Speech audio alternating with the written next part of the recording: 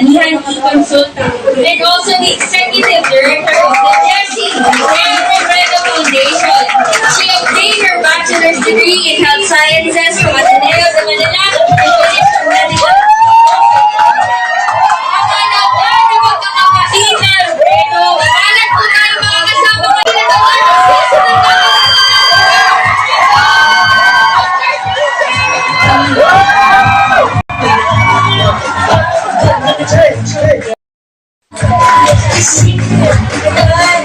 Hello, good afternoon. Kumusta kayo? Marami naman kayo. Kung gusto mag-energy ninyo, di ba?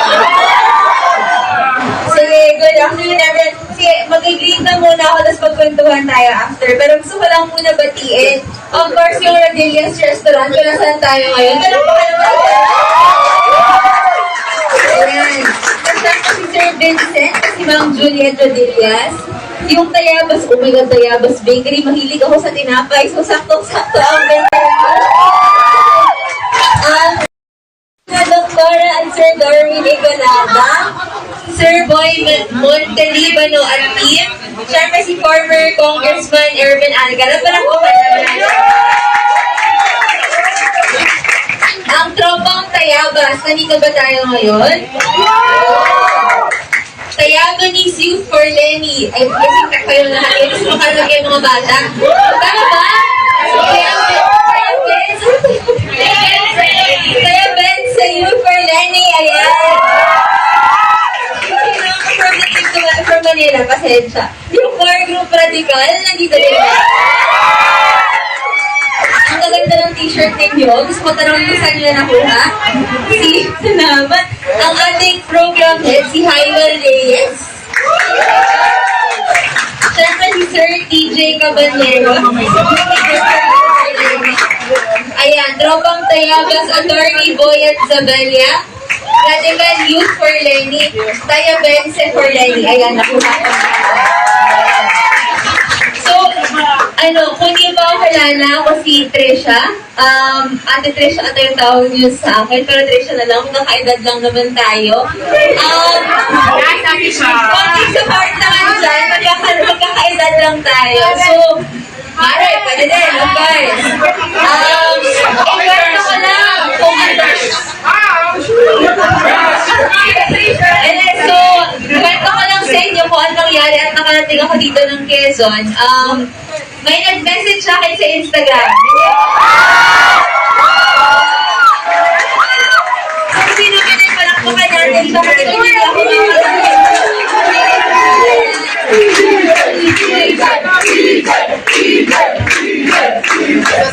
siya na ba ang sunod na board member natin dito? Hindi, so ayan nga, minessage ata ako ni DJ sa Instagram. Buti nung time na yun, online din ako. So sabi niya, meron daw invite sa Quezon. Sabi ko, oy, nadadaanan ko lang yung Quezon pag umuwi akong Bicol, pero hindi talaga ako nakapunta. So, forward ko sa team namin, nakiusap talaga ako na pagbigyan ako na makabisita sa inyo. And here I am now. Ayan, hindi ko man sa mukha yung nanay ko. Sana, ma-imagine nyo na lang na kunwari ako si Lenny. Wala naman ako masyadong, ayoko na pahabain pa kasi mas mabuti sana magkwentuhan na lang tayo kasi mag-speech pa ako ng baka haba-haba. Pero ayun, pumunta ako dito kasi gusto ko kayong ma-meet. I think yung iba sa inyo nakakausap ko sa Twitter ata o Instagram. Gusto ko lang talaga basically magpasalamat sa lahat ng support ninyo. Alam niyo na nagsimula yung nag-file si Mama, hindi naman ata secret na hindi namin gusto na tumakbo siya at first sa pagkapangulo. Kasi ang tagal-tagal, 6 years, sobrang verified siya sa social media. Ang daming tinapon sa kanya na kung ano-ano. So, syempre bilang anak, nasasaktan ka din kasi nanay mo yun. So, parang kami, bakit namin isa-subject na ulitin yun?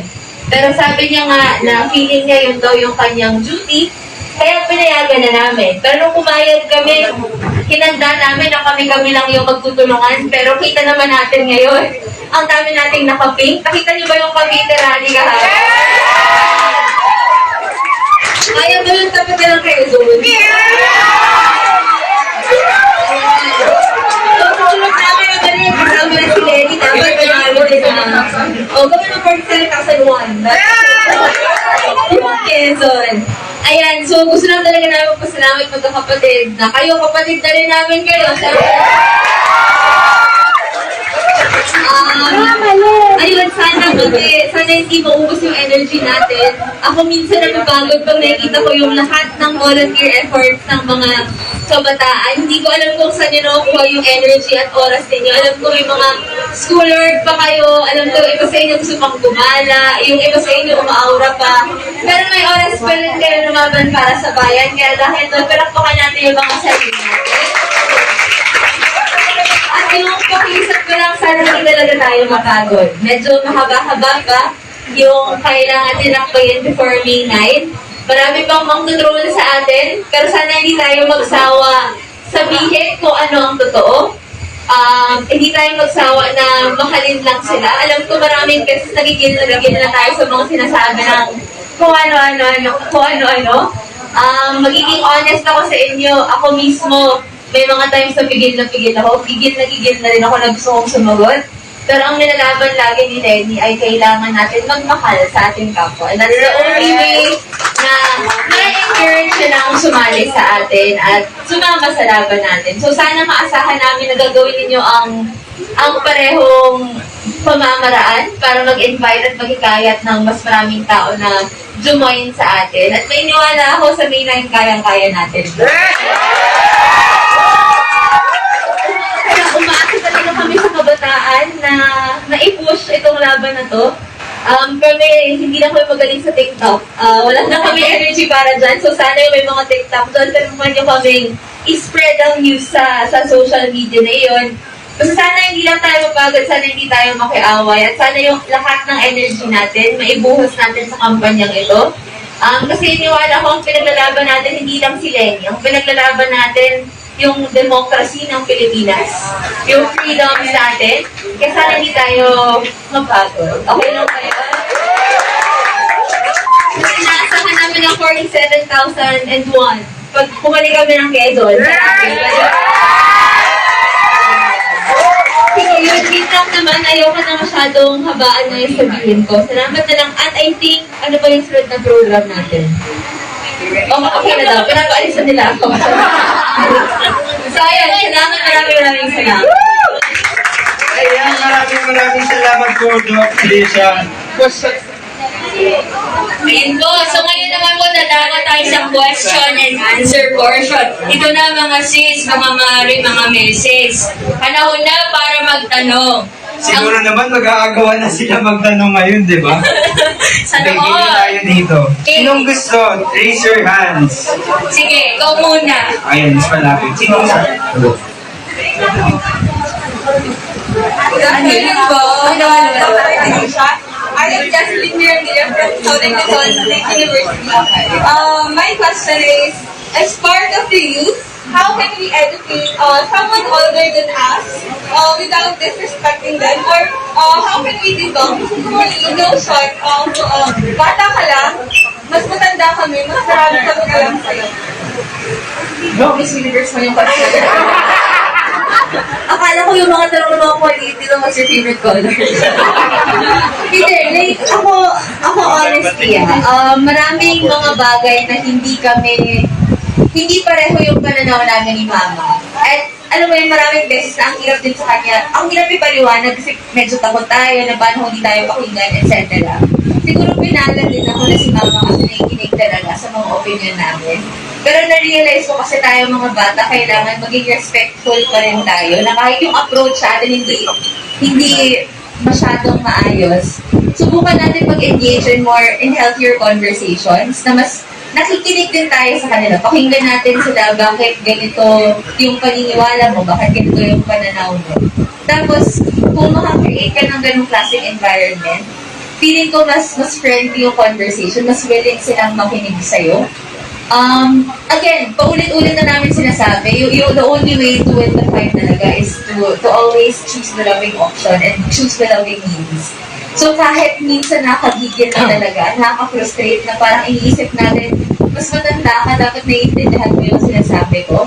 Konting tiyaga, tapos syempre, konting politeness, na parang kahit hindi na nila tayo nare-respeto, balik natin yung respeto sa kanila. Kasi dapat yung mas naiintindihan kasi may open sila sa atin. So Sana sagot ko yung tanong.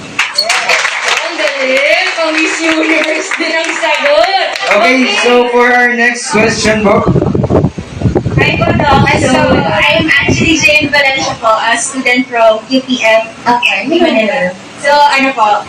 So, this event po kasi was organized by volunteers and amazingly by the group of youth, some members being my close friends. So, gusto ko lang po sanang i-ask kung ano po sa tingin niyo yung greatest purpose ng volunteerism, especially among the youth. Ako, okay, yung nagdadala ka sa kampanya talaga ngayon, yung sasabi namin, no, what makes this campaign different from all the rest? Yung mga previous kasi na na-experience namin, may LGU kaming campaign, for example, na talagang magdadala sa atin. Eh parang ngayon, umaasa talaga kami sa mga tao na magdadala nung kampanya, for example. And I think sa volunteerism, ang important niya kasi organic siya. Tapos makikita natin na walang katumbas yung energy ng mga volunteers eh. Kumbaga yung mga, alam naman natin yung mga hakot, may ano lang sila, may hangganan lang sila. Yung mga hakot, hindi natin sila dapat kainisan. Kasi naiintindihan natin kung bakit, for example, nagpa-participate sila sa isang bagay na may kapalit. Kasi malay mo naman may kailangan talaga sila eh. Pero ako for me, yung beauty ng volunteerism, yung parang kusa kang nagbibigay ng panahon, binubuhas mo yung oras mo, binubuhas mo yung pagmamahal mo. Hindi mo matatago yung ganung klaseng energy. And yung energy na yun, very infectious. Na parang kayo, nakikita ninyo na may tumitindig katabi ninyo, na wala na hindi hinging kapalit, ginagawa to all out of love. Parang nakakagana talaga siya. And I think yun yung magdadala talaga sa, hindi lang sa kampanya, pero sa bawat laban na gusto natin talagang i-push. So parang, ayun, ang important nung volunteerism for me kasi very energizing siya, very organic yung kalabas, very infectious. Pero pagdating naman sa mga youth, alam naman natin na more than 5 million yung bago nating voters ngayon. Ako, I really think that will spell talaga the way the elections are gonna go this year. And I think youth yung merong, kayo pa yung energetic. Kasi hindi pa kayo pagod, hindi pa kayo jaded sa maraming bagay o maraming, alam mo yun, like ako sa edad ko, ang dami ko ng frustration sa Pilipinas. Na parang ang dami ko nang nakitang hindi kaaya-aya, na minsan gusto mo na lang alisan yung Pilipinas kasi nalulungkot ka na sa nangyayari sa paligid mo. Pero I think yung youth, may enough energy ka pa para labanan yun, may enough idealism ka pa para i-push talaga sa tingin mo kung ano yung tama. And again, dahil yung energy very infectious, yung mga taong very jaded, very cynical na sa lahat ng nangyayari, hindi sila makakawaan na parang hindi ako aalis kung lalaban ko. So, ayun, I think yun yung two most important things na nakikita ko ngayon sa efforts ng youth at ng mga volunteers involved. Maraming salamat, Doc Tricia. Ang ganda ng mga tanong, ganda din ng mga sagot. Ngayon naman po, dadama tayo sa mabilis na picture taking. Yan, ganda ka ng mga nurses. Tayabas represent. Tayabas. Kahit pawis-pawis na tayo dito. Kayo lang po tayo sa Sige. Okay, Sama-sama na tayo.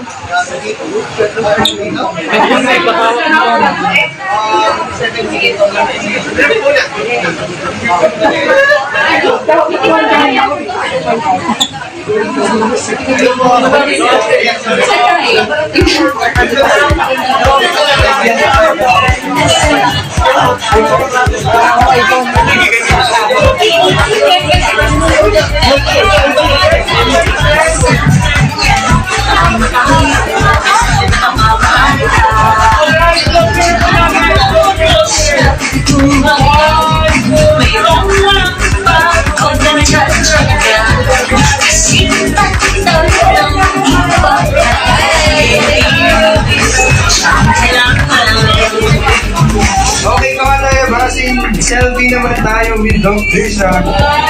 maraming tao. 17. Kung tayo ay merong maasya. Lapit na kayo kung gusto nyo.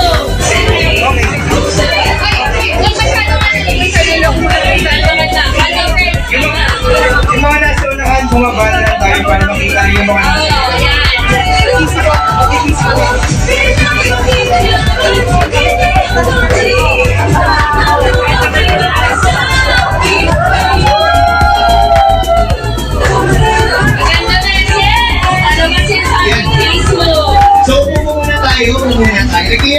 yung gitna. So, kapag may magpapapicture yung dog, siya na lang ilalapit sa inyo.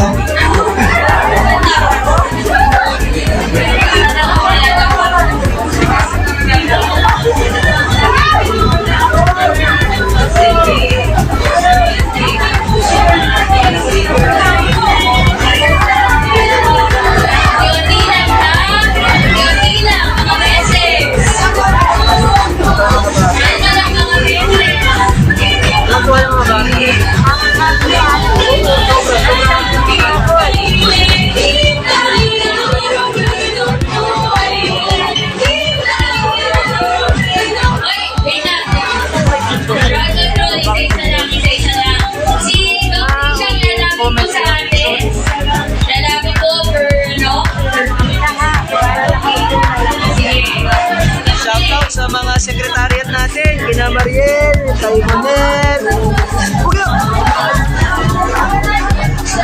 Yan, so, dadaan po si Ma'am Tricia sa gitna. Tapos sa ilalapit para sa picture. Jessica, Sige na lang po tayo shoutout sa mga sekretariat ng Kaleni.